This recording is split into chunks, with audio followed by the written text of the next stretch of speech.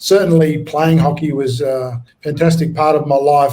I was lucky enough to be able to study while I was still playing. It was one of the great things that we've seen in these last 10 years is that hockey's coming back to India. As players, we tend to want to do the fancy stuff, and I call it Bollywood. I think we want to do all the Bollywood stuff.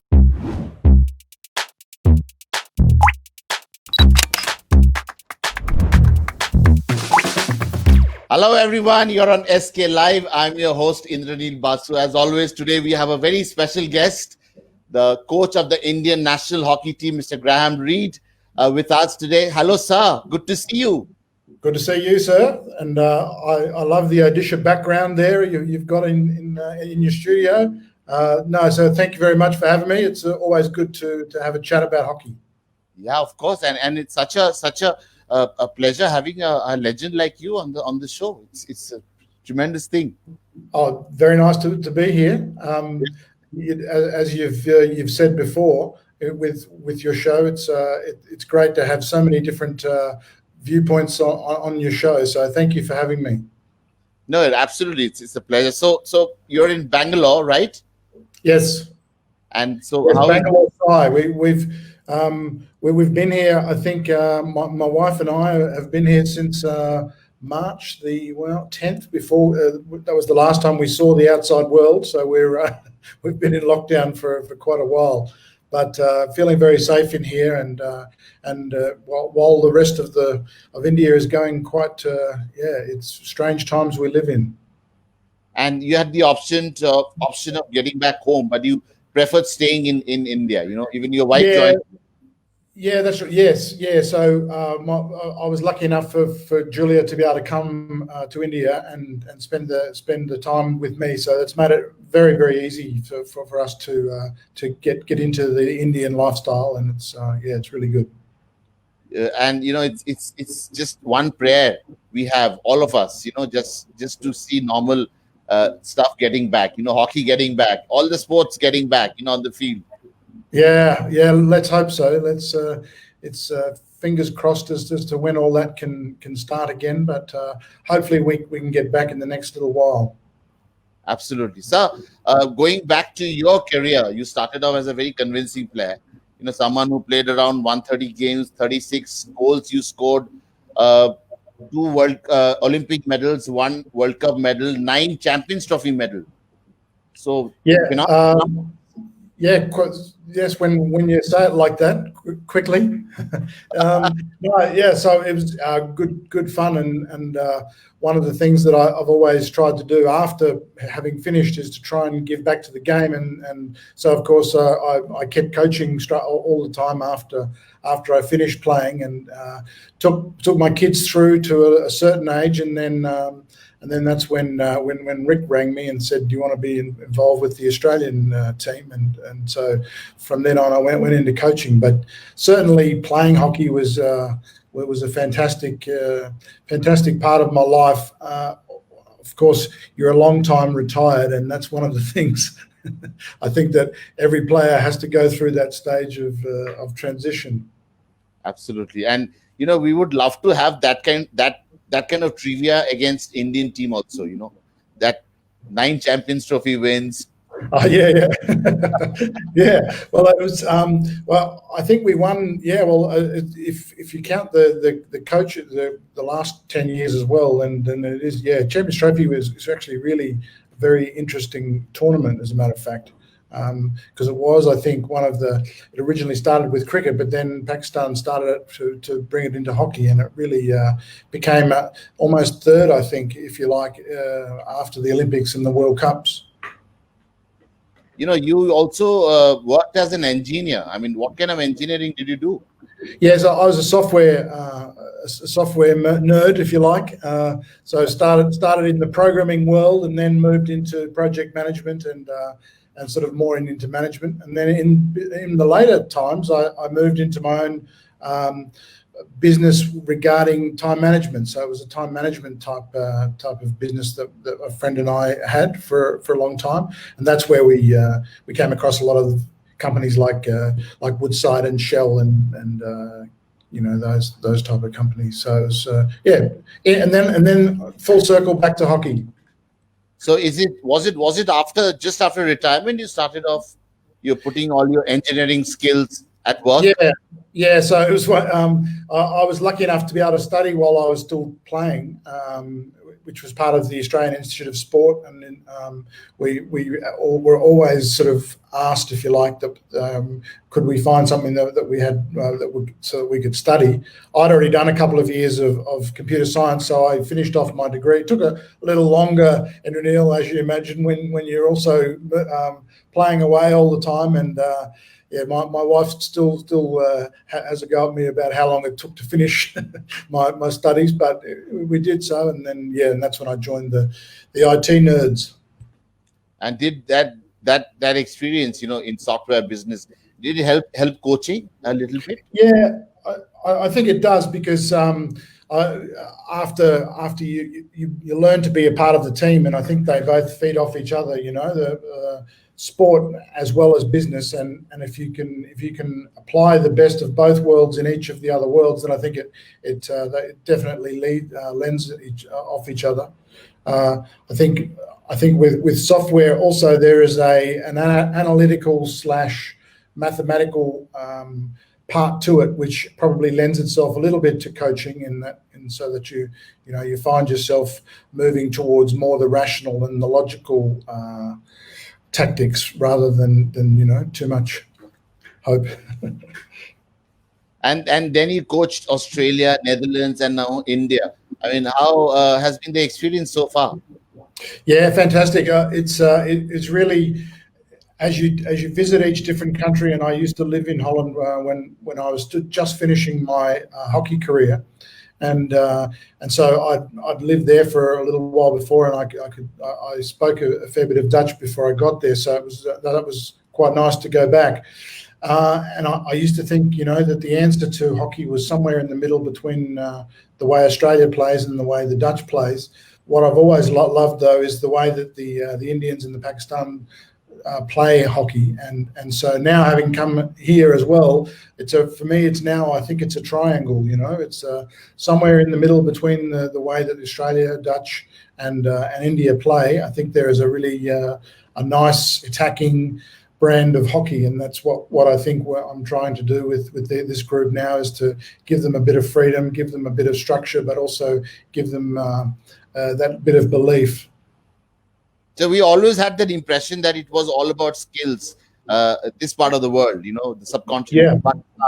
Yeah. And if you looked at the style which European players had, that was more of little pacey. So was that the only difference he had? I mean, well, what's interesting, I think, that I've sort of found out is that each of the countries has their specific skills, and it's very hard to say, well, Australia's more skillful, or Dutch, or India. I think they all have their skills. India is very much traditional and dribbling skills, and whereas if you look now with the Australian team, they are very, very good with their basics, and I think that's something that I think to win Olympic Games and World Cups and whatever, you really need to have the world's best basics, and we talk about that a lot within the group, and I think that's something that as players we tend to want to do the fancy stuff, and I call it Bollywood. I think we want to do all the Bollywood stuff, but unfortunately or fortunately, whichever way you look at it, the real fruit is in those basics things. If you do them well, then you can build the skills on top of that, and I think that's then you can really see some improvement and some results. So is modern hockey is all about pace, or is it about skill, or combination of both? Yeah, I think it's a bit of both. When you do look at the best teams play, and even someone like Germany, who have also in the last 10, 20 years of international hockey been a real force. They like going straight for goal as well. So I think we all share that passion for attacking quickly, moving the ball quickly. I think we just find different ways that we can do it. So as the saying goes, success has many parents, but failure is an orphan. We see, a lot of talent not performing. There are days which happens. You must have seen as a coach, while looking after managing so many international teams. So how did you keep those guys motivated? I mean, there were talents who couldn't perform for 4 months, 5 months. They had a lean patch. As a coach, how, because everyone, as I said, yeah, success has many parents, but a failure is an orphan. So how do you take care of that bit? Yeah, that's always a difficult one. I think certainly with this group that we have now with the Indian team, I think there is an underlying belief there because of things like they've won the Junior World Cup. I think you can't underestimate the benefits that Hockey India League has had with a fair number of this group as well. And so when you see that, you add to that the experience of the coaches that this group, or at least a majority of this group, has had over the last few years. If you put all that together, as you say, it has many different authors. And I think what you see from that is that ability for these guys to be flexible. And I think when things aren't going well, you're always trying to look for different ways to do it. And they have now, I think, a bit of that belief that they can build on, and also a bit more of that experience, so that they can join those two together. So if things aren't going well, there's a bit of a plan to get out of that. Are you a very lenient coach, very strict on the turf? How are you as a person? Yeah, it's always a good question, and I get mixed. Sometimes people want me to be harder, and then other times I get abused for being too hard on people. But I think I'm sort of somewhere in the middle. When I need to be tough, I am. But it's also really important that the players respect you, that we want to play for each other, and then that we help each other, and that doesn't come from using too much stick. It comes from wanting to play, wanting to be there, wanting to be the best for the group. And so that's probably a little bit of an Australian mentality, I think. But yeah. Sorry. No, we had a cricket coach from Australia 13 years ago. He left us for Australia, Mr. Craig Chappell. He did have a great experience. He was, one thought, was too strict, too frank. So what is this Australian way of handling things? I know they are very, very frank. They tell you what they'll call spade a spade. So what is this style? I mean, is it? Yeah, it's an interesting one. Because as I said, when I was just leaving my playing days, I played out a fair 2 or 3 years in Holland, and I was working for a Dutch company doing software there, and an English company had just bought them over, and we had some training on different cultures between the Dutch culture and the British culture, and I recognise a lot of the British culture in our own in Australia, to be honest. And I also recognise that a lot and not many Indians like to hear it, but in the Indian culture, where it's it isn't necessarily upfront sometimes, and you don't want to hurt people's feelings and those sort of things. You go to Holland, and they're very upfront. They're very. So I think Australia sits in the middle there somewhere. I think we have enough British that we don't want to hurt people's feelings, but we've been out on our own enough to know that you need to get things done. So you have to be upfront and frank about things. So I think that's probably a bit of psychology there. I don't know, but I think my coaching style is a little bit more in the middle. I've coached with Rick, of course, who is, and it's funny because a lot of people think that Rick is this real, disciplinarian and hard, and he can be when he needs to be, but when he coaches and when people play for him, they actually do play for him, because he has an understanding and a love for the players, and I think that's a really important part. And to be a successful coach, you also need to speak to the players and speak in their language. So how do you manage that? I know you're emphasizing a lot on communication skills and telling players to go beyond hockey, relax your mind, think about other things in life, evolve yourself. Change is the only constant. So you keep preaching that to your players. So how Yeah. successful have you been? Yeah, look, it's I think what I would love to see more and more in the Indian system is the constant education. Really wanting to educate ourselves better and more, and continue that. And I think we're starting to see it. It's really good, but I think we can still get a lot better on that side of it. From a point of view of the players now, I think what we've been trying to do. Well, we have translators, so two or three of our support staff constantly translate if there is a problem. However, we've also been doing English lessons, and my wife and my assistant coach's wife have been working. We've started a library here at SCI where the boys can take out different levels of books and learn a little bit more on that side of things. But as I said before, there's an experience in this group where a lot of them actually have very good English. Their English is as good as anyone's. And so if there is ever any sticking factors, there will always be quick little helps around the trap. So I was very worried at the start, but I'm not so worried now. Other things that we've been trying to do is for example, during this lockdown, we've had everyone tell their story in front of a video, that like we were talking before about a green screen, and so we set up a little studio and we filmed everyone, and so we're going to be going through that over the next 2 or 3 months, so that everyone has an idea of where we've all come from in this journey that we're on. And I think that's a really nice thing, because it gets people to understand where we're all from. I've interacted with a lot of these hockey players in the past. What I really like is that their team spirit. If they go to their office to collect stuff, their kit of his personal kit, he would collect it for the rest of the teammates, which doesn't mean as a sport, team sport. But you have also started this culture. I am told that if someone scores a goal, it doesn't impress you. You have to pass the ball. You have to have communication. You have to have understanding.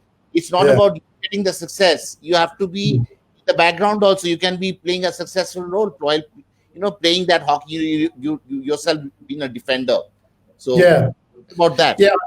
I think we talked last year about when I first came in. We got to get everyone's values together about what do we all stand for, and family was a big one. Humility was another one, and I think it's an Indian culture thing as well. Is that Dad probably would always tell us that don't stick your head up, son. As in don't be a show off or whatever. My father would always say to me, you don't have to tell people that you're good, just show them that you are. And I think that's a nice value, and I see that in a lot of this group where they want to help each other. And I think that's a really important thing. Of course, you are going to get little groups, and that's one of the things that I know I was warned when I came in. There are different groups within teams. And I said, well, really, to be honest, it happens in all groups. In Australia, we have New South Wales, Queensland, Victoria. In Holland, there were different cities, Amsterdam, Rotterdam, and whatever. So those sort of things will happen in every group. And I think we've been really trying to understand what those differences are, and trying to get them to understand, that's not acceptable in our team. And it's showing also. We have been doing well in FIH Pro League and all that in last few months before lockdown. It's showing also the way they are playing. Yeah, I think so. Look, it's always good when you see some results. But yeah, I think that there were some early things that happened where the way that we are training, the way that we are doing things, the boys got some feedback from that, which was a positive feedback. In other words, we've been scoring goals, and we've been beating teams, and so that augurs well for the next 12 months, and we have a good little young group where some of them can be whatever they want to be, and so where this team can go is really up to them, and then up to us. So how many countries in this world play hockey, and we are number 4 in the world? That is yeah, no, that's correct. That's right. It is. It's and India has such a wonderful history in the game. It's very nice to be involved. Yeah, absolutely. In 60s and 70s, it used to be hockey. I remember. The cricket was a second game. It's a national game, so we have a rich legacy of hockey. So do you think that legacy is going to come and revisit us again through World Cup? Through a World Cup. That is the goal. I think anyone who's involved with hockey would love to see that. So I think it's definitely a goal of mine, but also of the work that's gone on in hockey in the last 10 years has been phenomenal, to be honest, and it was really interesting watching it from the outside, but to see it happening from the inside, it's a real honor and a pleasure. 1992 when you won that a silver medal playing for Australia in Barcelona. So how was it? I mean that team. Do you share these stories with your players? I do talk about it, but when it comes closer, and now it's 12 months away, I was planning to do a bit more of that as it got closer, and then it was cut off. One of the great things about the Olympic Games is that everyone is trying to win. It doesn't matter which country you are, where you're from, whatever stage in your development the team is, everyone is putting everything into it, and it's so interesting because I think part of the problem was that India won it so often. I think everyone thought, oh, this is easy, we can do this. It just became such a great history. And then I think the rest of the world sort of said, well, hold on, we're going to say something, and you see that in a lot of sports where different parts of the world catch up and overtake, and so now I think it's we just have to work really, really hard, and I think the boys are now understanding what it does take to be the best in the world, and it's an exciting time ahead. We get to hear a lot about that 83 Cricket World Cup win under Kapil Dev, and that was a story of self-belief, getting to know that you can do it. And as they went along the tournament, the self-belief just kept growing. I mean, you must have had similar experience while playing those World Cups, Champions trophies, and the Olympic medal winning matches. Yeah, of course, and I think that's the power that it's nice when you get to see some results after you work hard. It's that same principle of working hard for an exam, for example. You're a lot less nervous, and you're a lot more likely to succeed if you've worked very hard beforehand. And I think that's the thing that gives you that confidence in when the chips are down. If you've put in the hard work, you've done those things that we've talked about before, then it makes it a lot easier when it comes to those crunch times and crunch matches. So how good is our pull-up players? I mean, we are one of the title contenders for sure, where we have played in last 1 year or so. So how is the pull-up players, and are you happy with the depth, with the kind of talent we have, the replacements you have? Are you happy with that? Yeah, look, it's an interesting. When I first started with Rick in Australia back in whenever that was, 2009, we had an objective to have pretty much about 30 players to choose from when the Olympic Games was selected. In those days, it was 2012, and so we went about trying to build that base of players so that it probably didn't matter too much as to who didn't make it because of particular issues, whether it's a selection or something happened. And I think, we came as close to achieving that as we could. I think, we have that opportunity here with this Indian group. It's a very eclectic group, meaning we have a lot of players who are, getting on towards their prime of their career. We've got young guys coming through. We've got different guys that bring different skills. And so really it's just going to be a matter of to see who stands up when it really matters, and we'll go from there. But I think, I'm very, very excited. But is the Olympics getting postponed by a year? Is it a setback for our team? How do you feel it? No, look, I don't. Well, I certainly didn't view it like that because there are quite a few players. I mean, let me qualify that. No one wants to be out of something that you love doing and love playing for the amount of time that we have already, and I think that goes without saying. Everyone is missing sport. Everyone is missing it.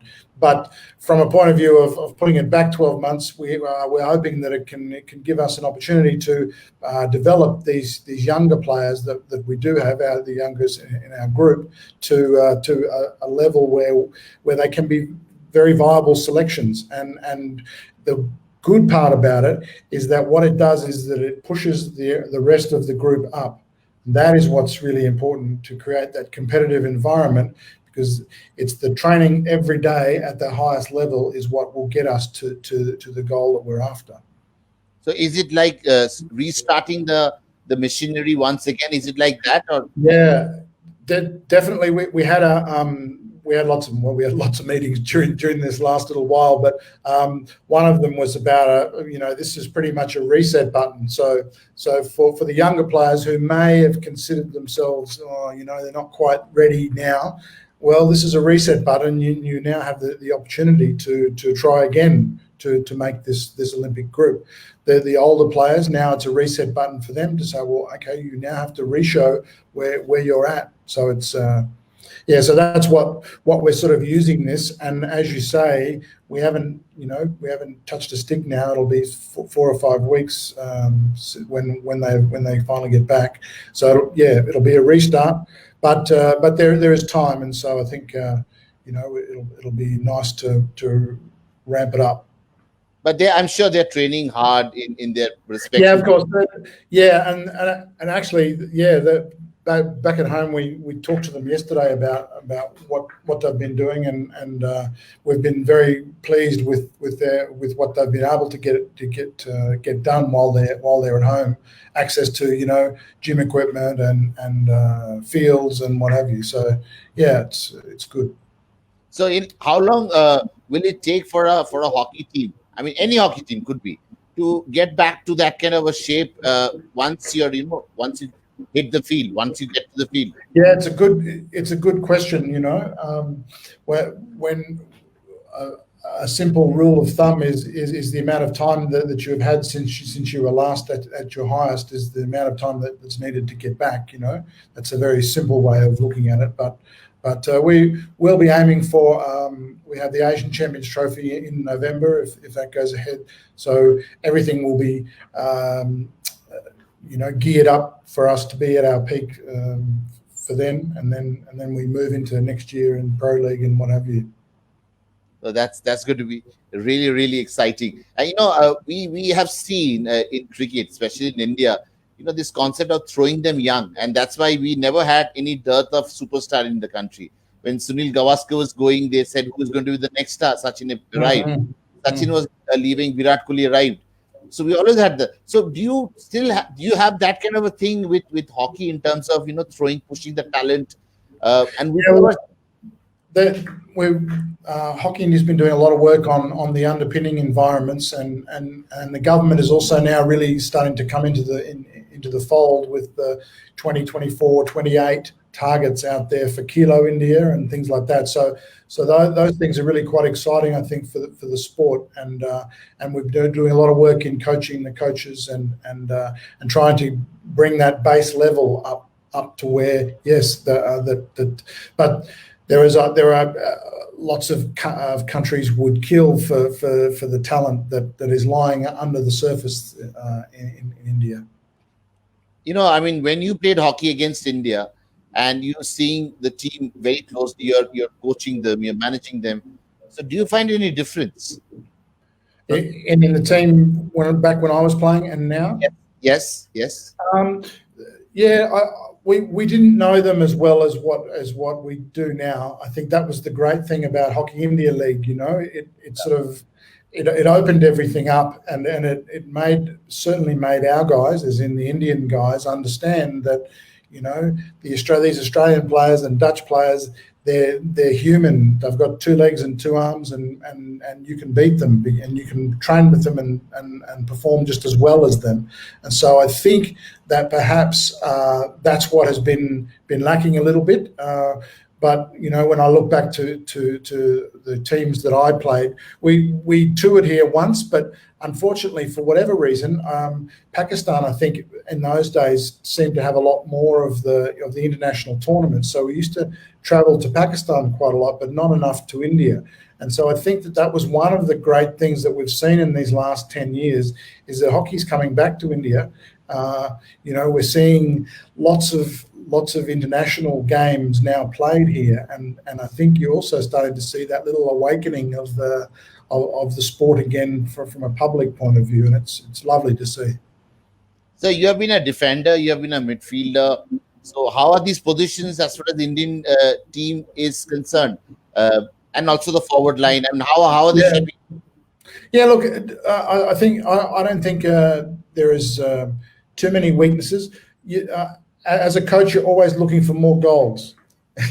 So I'd love for our guys to be better goal scorers, but I think every coach wants that, and so we will be spending a lot of time on making sure that every time we can create an opportunity, that we put it away and make those opportunities.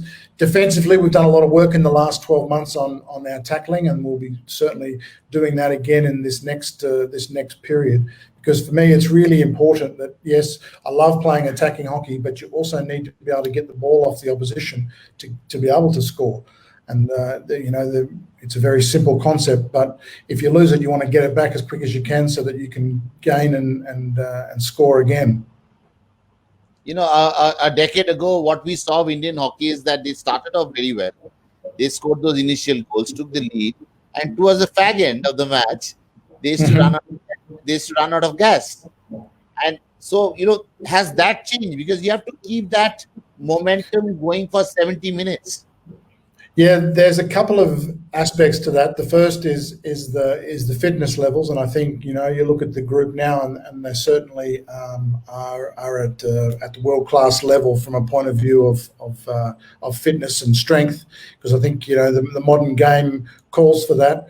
We have things now like interchange where you can substitute players very quickly, but for me, the reason we do that is so that we can play at a higher tempo, so that we can really play at that sort of level. So that's really important. I've lost my next train of thought. About the stamina of the players, why they lose out. Oh yes.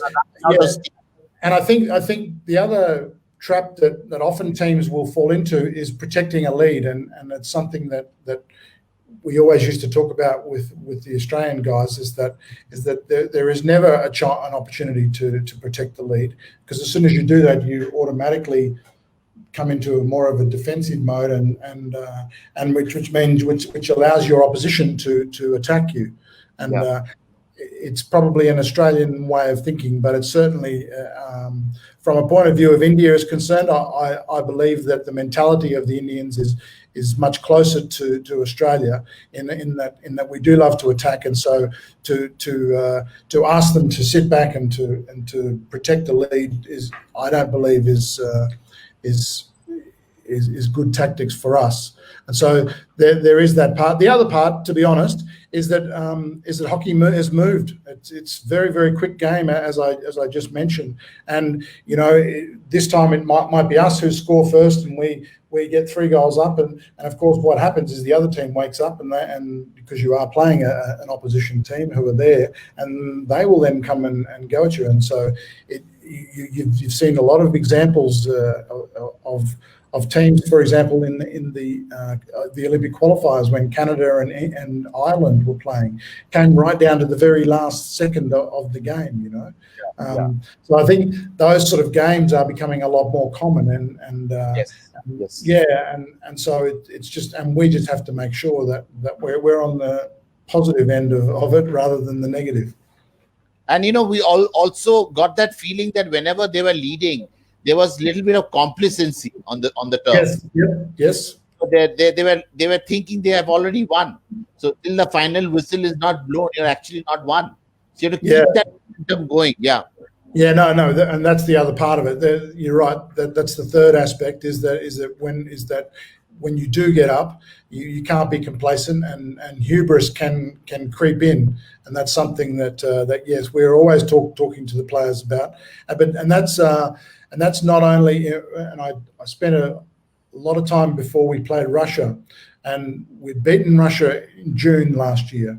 We'd beaten them 10-0, I think it was, whatever it was, and I knew that if we're going to play them again in November, that the 10-0 would be going, as you say. So, we, as a coach, you're always worried about those sort of things. So we really, truly tried to make sure that that complacency is never a problem, and that you always respect the opposition, and that you work hard and prepare as well for a bottom team or for a lower team as you would for the world's best.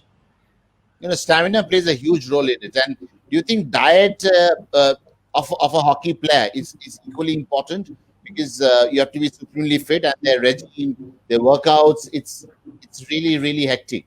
So yeah, of course. No, that definitely plays a much bigger role these days, because you are expecting them to train at such a level that without the proper nutrition and without the proper food that's going in, then it's difficult to maintain that high level of practice and training, and to continue to build muscle, and so things like protein and nutrition in general is an important part of the work that we do here.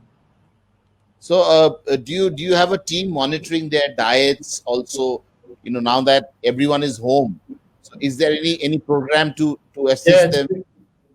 That's a really good question, because it's probably the most common thing that happens when the guys go home is that their diet is not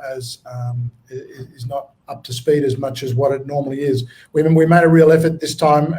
We had a nutritionist working during our lockdown, making sure that when we got home we were in the right habits, so that we could access the food and also understand what it takes to keep that level of nutrition to where we expect it. So yes, a really good question. Is it like this? I have a big appetite, and I have a big appetite. I'm a hockey player. Am I allowed to eat as much as I can, or is there any particular sort of diet I have to specifically follow? You can't go beyond. You can't. Yeah, but there is a mathematical part to it. What goes in, you must go out. In other words, what if you can't eat and not do anything. So I think what tends to happen is our boys, because of history or because of, and some of them are vegetarian, probably the most important thing is protein. And I think unfortunately protein gets got a bad rap in 10, 20 years ago, and carbohydrates were all the thing and what have you.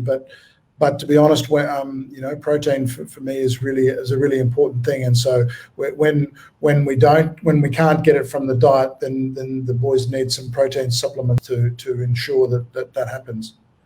In 10, 15 years ago, I remember a lot of hockey players challenging the Indian cricketers, come and train with us, and they were scared. And then now the fitness, overall standards of India is improved so much, and we're getting so much of knowledge from coaches like you coming in, bringing in with wealth of knowledge. Things have really changed. You see at home, so people are very conscious of their diets. They're following a particular routine, which is good. To be a healthy Yeah. nation, right? Yeah, no, definitely. You see it, and as you say, even around the street, it's one of the things that I've been so pleased to see in India, and I'm not sure that I was expecting, but the quality of food here is fantastic. It really, and I suppose to be able to sustain 1.3 billion people, it's a country that whose produce is world's best. So there should be no reason why we can't eat really well here. Absolutely. And what I really like is the way you have embraced the Indian culture. I mean, you had a choice of going back home. You stayed back here. You love visiting the seaside, Yeah. the mountains. You admire India also, which is Oh, very good. absolutely. No, it's lovely. It is. It's a wonderful country, and it gets in your blood, I think. We're we're a little bit of the safari buffs, So whenever we have had an opportunity, unfortunately this time we couldn't because they've all been closed, But yes, seeing some of the marvelous nature that the country has to offer is, but yeah, you don't realise it, to be honest, And I don't think a lot of Indians understand how beautiful their country is in different parts. Absolutely. And the fact that your love for India is growing every day. I can see the national flag. You've hanged it on. Yeah. So It's sideways, Yeah, but you have done it. I mean, it's the love you.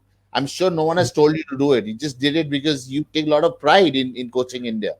Well, yeah, exactly. There are two parts. One is the pride, to be honest, and that's sort of logical. But it's also the people here. They're so friendly.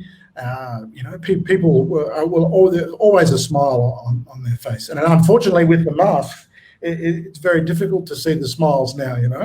So that's one of the disadvantages of the mask is that you have to look for the eyes to see if they're smiling or not. Absolutely, and how's Australia back home? Yeah, but my son is back there now because he was in Holland. He was over there studying. He's now finished.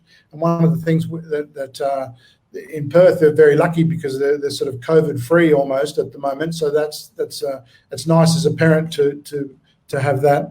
But Melbourne is struggling a little bit. I think they're right on that precipice of they've been in lockdown again now in Melbourne, and the question now will be, does it now go spread to the rest of the country, or can they get back on top of it again? And of course everyone's hoping that they can, and just like we are hoping here, of course, that we can see at the end of this sooner rather than later, huh? Yeah, absolutely. But I believe you also play cricket at some level, right? You played club cricket. Yeah, I played club years ago, and my father used to play for Queensland years and years ago. So he was a wicket keeper, and so I have a love for the sport, of course. But fortunately or unfortunately, whichever way you look at it, I wasn't good enough to really get to that next level. But with hockey, it was a little bit. I happened to be a little bit better at it, so it was. So that became the sport. In those days, of course, you could do both for a little while, and Yes. until you get to a certain level. And I think that's perhaps one of the good things with sport is that the earlier we seem to specialise, and every country is going through it at the moment. When do you get your kid to play golf or tennis or hockey or cricket or whatever? And I think, all the studies are now showing much more that we need a more rounded background in sport, like it perhaps was back in the old days. Absolutely. And what were you? Were you a batsman? We could keep a opening bat, but just not a very good one. No, you must be good. The fact that your mind went to hockey. So your mind and your heart said, let's go to hockey. Let's play hockey. Yeah, no, that's right. It was, and of course, Dad was, of course, pushing me to play cricket. You used to play, Andrew? No? I obviously at very basic level, state level, underage cricket and all that. But man proposes, God disposes. But end of it, and every rejection has a story. Every failure has a story. Every time you fail to win. So that thought is very important, isn't it, sir? No, I think it was one of the good things, and I'm glad that my son played cricket, because you learn very early to take rejection, to handle that disappointment of getting out, and normally it's your fault, Normally when you get out, it's something that you've done, and so and it's very tough, it's very hard not to throw your bat and to get angry, and so all those things are really good for young kids to learn. And I think one of the things that perhaps over the years is missed is that it's just as important to learn to lose and to learn to win than not win at all or not lose. I think you need to be able to understand how to lose, but also how to win, and to win gracefully and with humility and grace. So out of 100 matches you would play, so how many actually would you expect your team to win out of 100? Or am I allowed to say 100? Out of 100, yeah. Let's say out of 100.